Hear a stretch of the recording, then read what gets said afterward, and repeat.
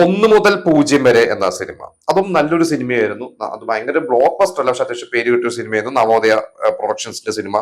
രഘുനാഥ് പലേരി ആദ്യമായിട്ട് സംവിധാനം ചെയ്തൊരു സിനിമ എന്നുള്ളത് നല്ല പേരെടുത്ത സിനിമയായിരുന്നു.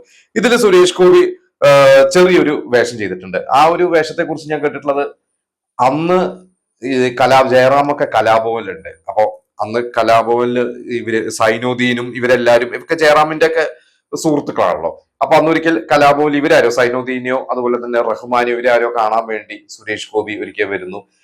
അതുപോലെ എനിക്കൂടെ അന്ന് ഈ സിനിമ നവോദയയിൽ ഷൂട്ട് നടക്കുന്ന ആ ഒരു ടൈമില് അന്ന് സൈനുദ്ദീൻ അതിൽ അഭിനയിക്കുന്നുണ്ട്. അപ്പൊ ജയറാമിന് ഇതിൽ എന്തെങ്കിലും ഒരു വേഷം ചെയ്താൽ കൊള്ളാവുന്നുണ്ട്. അപ്പോഴാണ് സൈനുദ്ദീൻ പറഞ്ഞു ഇങ്ങനെ ഒരു വേഷമുണ്ട്, നമുക്ക് നോക്കാം, ട്രൈ ചെയ്ത് നോക്കാം എന്ന് പറഞ്ഞാൽ അങ്ങനെ എന്തോ ജയറാം കുറച്ച് ആ റോള് കിട്ടാൻ വേണ്ടിയിട്ട് ട്രൈ ചെയ്തു. പക്ഷെ ആ സമയത്താണ് സുരേഷ് ഗോപി അവിടെ വരുന്നതും.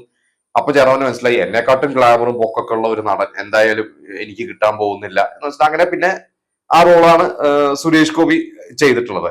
അപ്പൊ ജയറാം തന്നെയാണ് പിന്നീട് ഒരിക്കൽ പറഞ്ഞിട്ടുള്ളത്, അന്ന് എനിക്ക് ചെയ്യണമെന്ന് ആഗ്രഹമായിരുന്നു, പക്ഷെ സുരേഷ് ഗോപി എന്റെ റോള് തട്ടിയെടുത്തു എന്നൊക്കെ തമാശ രൂപേണ പറഞ്ഞിട്ടുള്ളത്. പിന്നെ നന്ദി വീണ്ടും വരിക എന്ന സിനിമ PG വിശ്വംഭരൻ സംവിധാനം ചെയ്ത മമ്മൂട്ടി സിനിമയാണ്. അന്ന് അത് ഫ്ലോപ്പായ ഒരു സിനിമയാണെന്നാണ് എന്റെ ഒരു അറിവ്.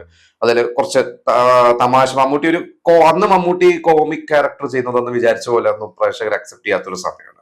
മമ്മൂട്ടി അതൊരു തമാശയൊക്കെ ചെയ്ത് എനിക്കോട് പേടിത്തൊണ്ടനാണ്, പോലീസ് ആവാൻ താല്പര്യമില്ല, അങ്ങനെ പോലീസ് ആവുന്നതൊക്കെയാണ് ആ ഒരു സിനിമ. ഞാൻ കുറെ മുമ്പ് കണ്ടിട്ടുള്ളതാണ്. അതിൽ സുരേഷ് ഗോപി ചെറിയൊരു വേഷം, എന്റെ ഓർമ്മ ശരിയാണെങ്കിൽ അതിൽ സോമൻ ഒരു നെഗറ്റീവ് ക്യാരക്ടറാണ്, വലിയൊരു റിച്ച് ആയിട്ടുള്ള അവിടുത്തെ ഒരു ജന്മിയോ എന്നോ അങ്ങനെ സോമൻ എന്നെ വെല്ലുവിളിക്കുന്ന ഒരു കഥാപാത്രമായിട്ട് എനിക്ക് തോന്നുന്നു.